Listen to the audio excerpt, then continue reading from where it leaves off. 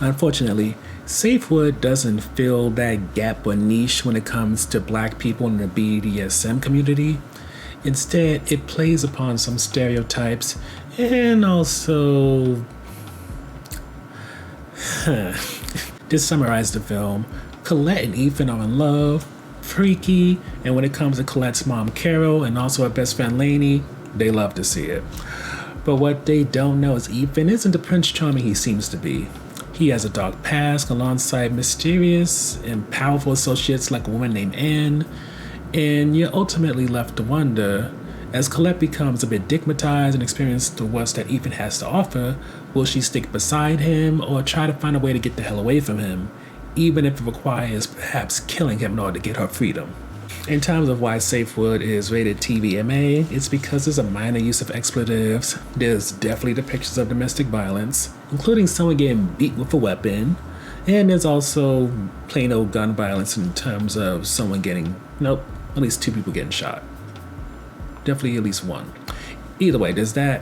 There's no nudity, but there are skimpy outfits, and of course, scenes of bondage, domination, submissive, and I think it's an M master, something like that, or masochism.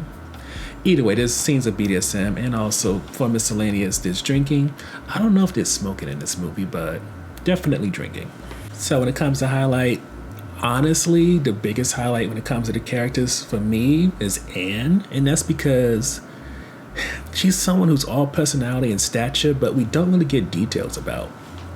And generally speaking, whenever we talk about a show or movie, that's the type of stuff that leads to a character being put on the fence section, but the way that the actress plays her, it just drives your interest in a way that if there was a sequel, you would definitely hope that Anne would be front and center when it comes to it.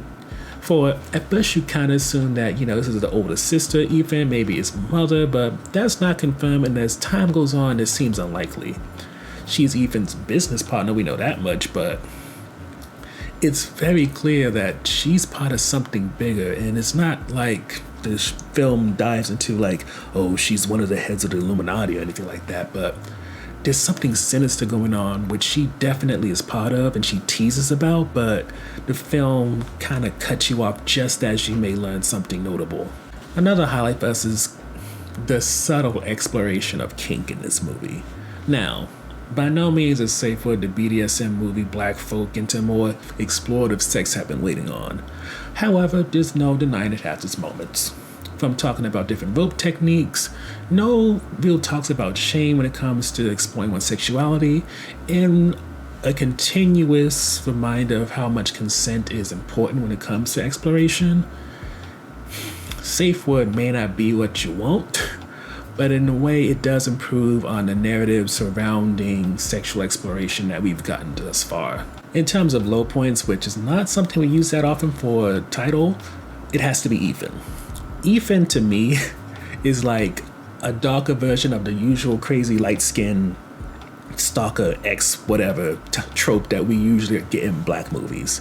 He is controlling, insecure, an absolute master when it comes to gaslighting, and not even a way that makes you love to hate him. He's just annoying and you're just waiting for his comeuppance.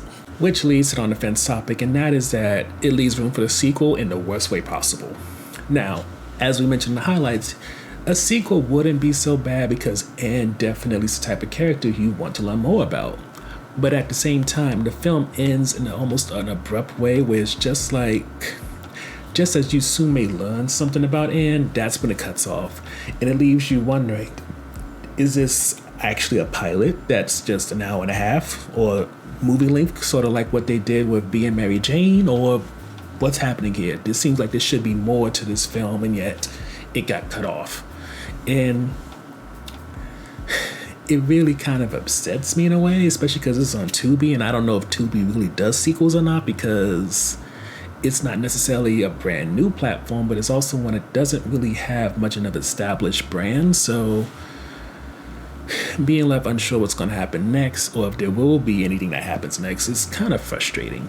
Overall, when it comes to Safewood, it teases what it could be in such a way that by no means is it erotic at all, but more so it's like torture.